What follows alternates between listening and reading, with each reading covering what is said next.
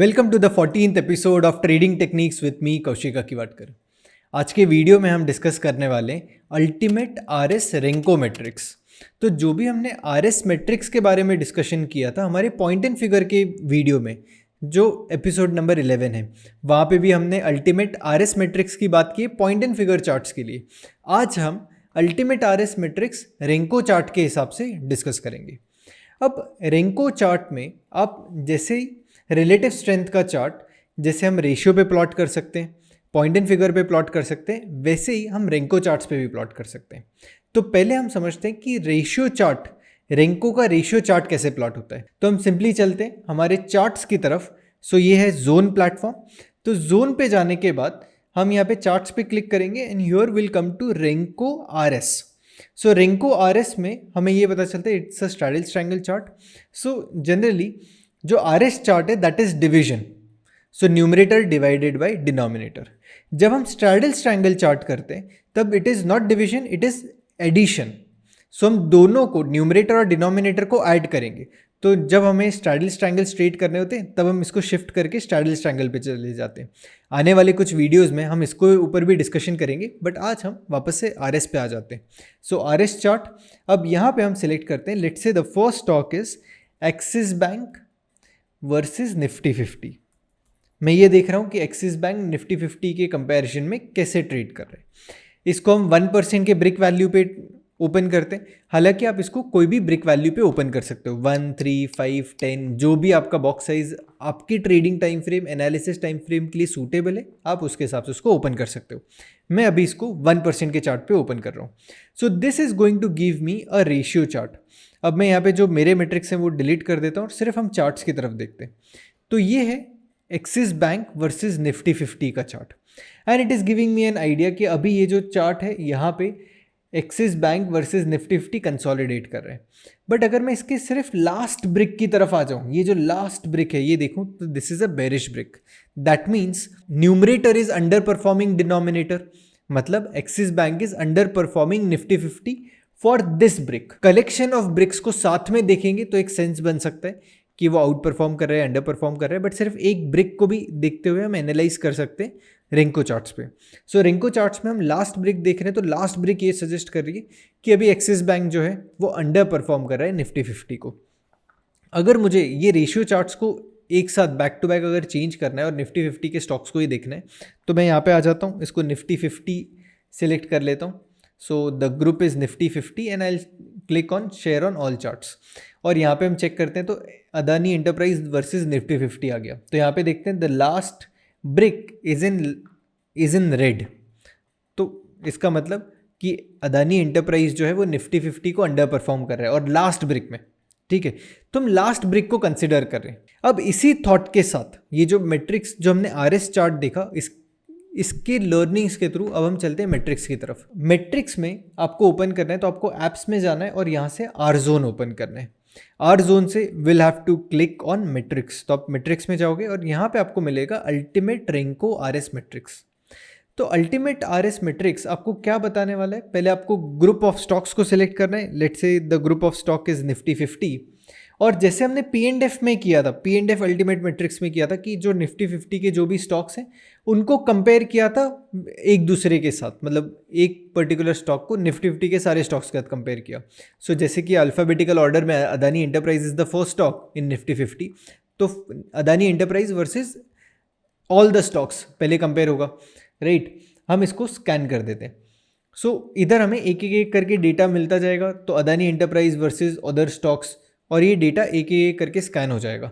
So for the comfort मैंने ये list को पहले से स्कैन करके रखा है, तो मैं डायरेक्टली वो स्कैन लिस्ट की तरफ हम चले जाते हैं।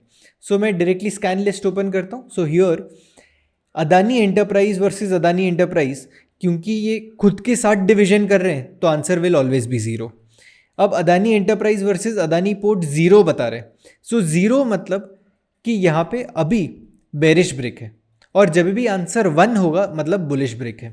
सो फॉर एग्जांपल मैं Adani enterprise versus Adani ports का मुझे चार्ट ओपन करना है, तो मुझे ये 0 जहाँ पे लिखा है वहाँ पे अगर मैं क्लिक करूँगा तो चार्ट ओपन हो जाएगा।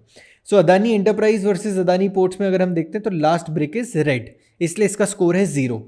अब इसके बाद जहाँ पे 1 लिखा हुआ है, तो Bajaj finance versus Adani enterprise, इसके चार्ट को ओपन करते हैं। सो यहाँ पे Adani enterprise versus Bajaj finance में देखते हैं तो लास्ट ब्रेक इज बुलिश। इसका मतलब Adani enterprise is out performing Bajaj finance. Renko और P&F में थोड़ा सा स्लाइट डिफरेंस है। वहाँ पे हम चेक करते हैं कि whether we are in column of X और कॉलम ऑफ ओ, और उस हिसाब से हम रेटिंग देते हैं। कॉलम ऑफ ओ में तो 0 मिलेगा, कॉलम ऑफ एक्स में तो 1 मिलेगा। सिमिलरली रेंको में विल गेट, अगर बेरिश ब्रिक में है तो 0 और बुलिश ब्रिक में है तो 1। स्लाइट डिफरेंस ये होता है कि P&F charts are 3 box reversal, whereas Renko charts are 2 box reversal chart. मतलब 2x प्राइस मूवमेंट होगा तो हम बुलिश से बेरिश, बेरिश से बुलिश आ सकते हैं। तो जब हम अल्टीमेट रेंको मैट्रिक्स की तरफ देख रहे हैं, आरएस मैट्रिक्स की तरफ, तो रेंको चार्ट्स के हिसाब से ये बहुत फास्ट मूव होगा। तो अगर आपका कोई एनालिसिस है based on P&F which you do it on 1%, then maybe on Renko you should look at box size. So it is very important कि आप कौन से बॉक्स साइज पे रेंको का अल्टीमेट आरएस मैट्रिक्स रन कर रहे हो। जो इन्फॉर्मेशन आपको P&F मैट्रिक्स में मिलेगी वही आपको रेंको मैट्रिक्स में मिल सकती है। So if your trading time frame or maybe the trading chart is based on Renko, then it is ideal कि आप Renko का ultimate RS matrix ही use करो। All the learnings that we had in episode 11 वो यहाँ पे अभी भी relevant है। अगर मैं इसको total score को फिर से अगर मैं descending order में place कर दूँ और यहाँ पे हम चेक करें कि कौन सा स्टॉक अभी आउट परफॉर्म कर रहा है बाकी के सारे स्टॉक्स को, अगर हम देखते हैं तो Apollo hospital the score is 48। That means ये 48 स्टॉक्स के सामने ये आउट परफॉर्म कर रहा है। सिर्फ अपोलो हॉस्पिटल खुद के सामने बेरिश है, मतलब 0 होगा क्योंकि खुद के साथ आप डिविजन कर रहे हो, और किसके साथ अंडर परफॉर्म कर रहा है तो डिविज लैब के साथ अंडर परफॉर्म कर रहा है। बाकी सारे स्टॉक्स के सामने ये आउट परफॉर्म कर रहा है। सो अल्टीमेट रेंको आरएस मैट्रिक्स से आपको ये इन्फॉर्मेशन आ सकती कि अभी ये स्टॉक, इसका strength with in the group कितना अच्छा है। ये जनरली यूज़ किया जाता है जब आपको टॉप डाउन अप्रोच आपको यूज़ करना। टॉप डाउन अप्रोच में पहले आप सेक्टर को एनालाइज करते हो, तो वैसे ही अल्टीमेट रेंको आरएस मैट्रिक्स में पहले आप सेक्टर्स को रन कर सकते हो। सो आप यहाँ पे जाके ग्रुप्स में जाके एनएससी ऑल सेक्टर के अगेंस्ट रन कर सकते हो। So this will help you understand which sector is out performing, which is the most out performing sector. जब आपको मोस्ट आउट परफॉर्मिंग सेक्टर मिल जाता है, लेट्स से यहाँ पे एनएसई ऑल सेक्टर्स, मैंने इसको इसमें स्कैन कर दिया, so it can help me understand which sector is out performing. अब जो आउट परफॉर्मिंग सेक्टर होगा उसमें से अगर मैं आउट परफॉर्मिंग स्टॉक अगर आइडेंटिफाई करूँ तो वो मोस्ट प्रोबेबली रिलेटिव स्ट्रेंथ के कॉन्सेप्ट के हिसाब से या तो लायन कैटेगरी का स्टॉक होगा या तो वो भी फ्लाइंग कैटेगरी का होगा।